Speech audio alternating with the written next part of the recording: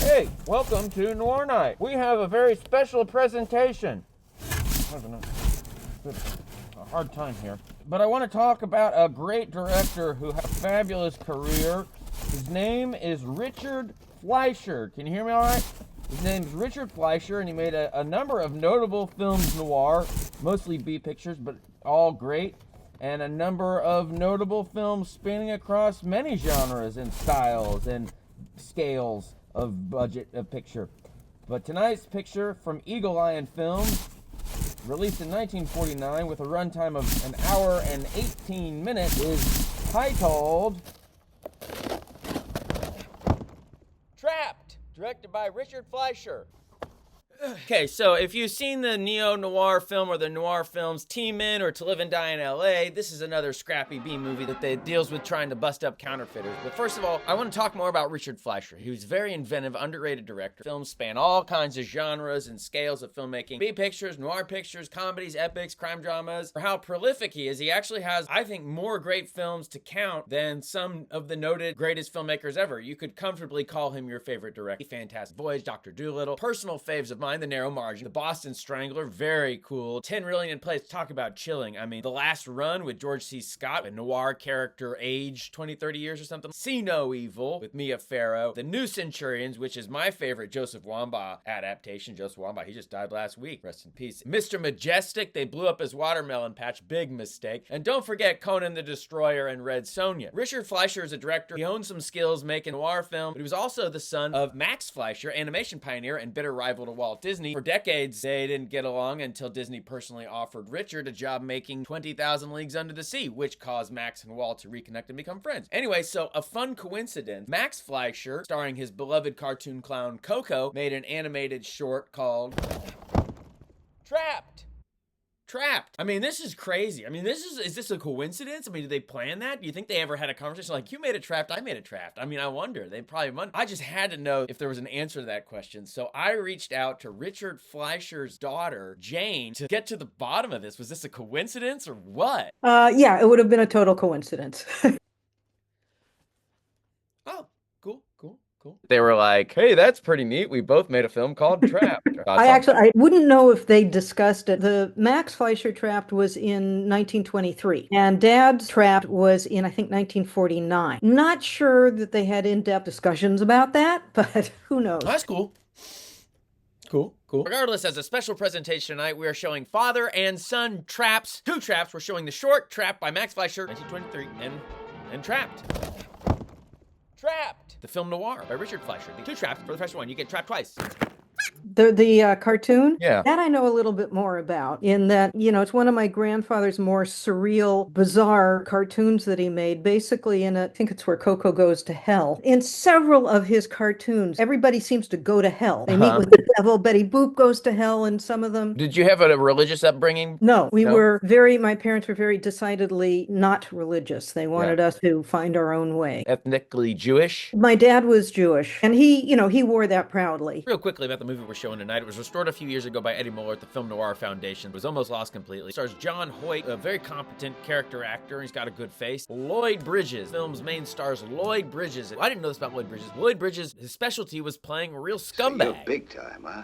I only knew him from like Airplane and funny stuff. I really only knew him as the father of neo-noir icon and beloved actor Jeff Bridges. And Bo. According to some, he was actually a real scoundrel. According to his troubled co-stars' winking accusations and praises in her trashy tell-all, I Am Not Ashamed, Barbara Payton. If I weren't more interested in the films of Richard Fleischer, I'd spend more time dishing on Barbara Payton's story, but very quickly, she had a fast, tumultuous rise and fall to stardom, which included only a few films and countless sexual affairs with some of the biggest stars in Hollywood. And a lot of tabloid splatter. She was real into drugs and booze. She was arrested a few times. Super attracted to trouble and troublemakers, including B-movie loser Tom Neal, who starred in Detour. She and Tom Neal had a torrid affair, and she was caught in bed by her husband, movie star Francho Tone. Tom Neal bashed Francho Tone in the head and fractured his skull, and Tone was in a coma, and Tone came out, and he still took her back, and then they split eventually, and she went on the road touring in at a play with Tom Neal. I mean, these guys, tabloid vampires. Aside from all that stuff that they say, in her autobiography, which was rumored to be ghostwritten while she was totally drunk and dictated for only $1,000 in the 60s. You don't make that kind of dough selling Bibles. It makes her seem like she's a pretty nice gal with a sense of humor. Sadly, she died from drinking at age 39, but boy, she lived it up, didn't she? Barbara Payton, look into her story. Also, a guy named James Todd. Just a few more excerpts from my conversation with Jane Fleischer. I read that Lloyd Bridges got sick on the set, and so they assumed, like, well, just get him out of there and we'll make the focus on this character now, who's not as charismatic as Lloyd Bridges. Was your dad kind of work quickly if something is in that? Absolutely, absolutely. When they were shooting Barabbas, they found while they were shooting that there was going to be a full eclipse happening in real life. Dad decided that that's when they should shoot the crucifixion scene. So they shot that whole scene in line with the whole full eclipse. And it's amazing because, you know, there was no room for mistake. They had to do it fast and like improvise and whatever was needed, just get it done. For every film that he made, he would always look for something challenging in it or something innovative to try to do with it. He always found whether it was something technical that the audience wouldn't be aware of or something visual. With Boston Strangler, it was the split screen technique that he used. I remember it as being the narrow margin. In the script, you know, towards the end, the bad guys are closing in on the good guys. Dad and Earl decided that they should write it realistically. So what really happens is the bad guys kill the good guys. And so they wrote that in. And they said, let's not do the normal thing, you know, where the good guy then, right, at the last minute, he knocks out the light and the room goes black and, you know, the good guys prevail. Yeah, the good guys lost. And they sent it over to, I guess, Howard Hughes, who said, yeah, great, kid, this is great. And then he actually read the script and he came back and he said, what the hell are you doing? You can't kill off the good guys. So much for that innovation. You know, the folks tried to keep us so normalized and away from the Hollywood stuff that I don't really remember that much. I remember one thing I was dating my husband at the time. He said, hey, let's go out to dinner. Can you go out to dinner tonight? We were somewhere. And I said, no, I have to go home. Larry's coming over for dinner. My husband, Larry? Who's Larry? It was Laurence Olivier. To me, it was like, yeah, Larry's coming over for dinner. Your father, when he retired, was it kind of like he wanted to, or did he want to keep making movies, or was the industry sort of like, we're moving on, or you know what I'm saying?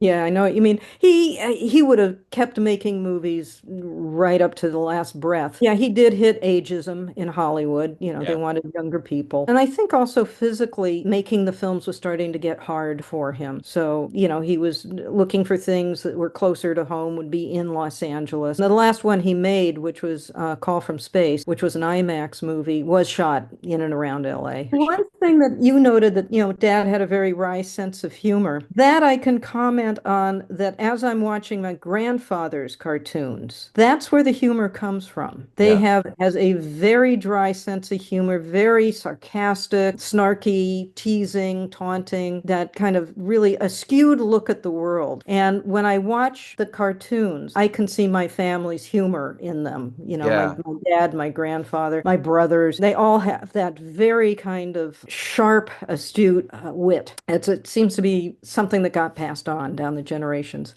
Cool. Okay. All right. Have a great day, Jane. You too. So this movie's a B picture, but it's super resourceful. I love LA locations. They really make the most of some LA locations. There's a climax scene in the storage facility of the LA trolley cars, which is really cool. Enjoy this double feature of trapped.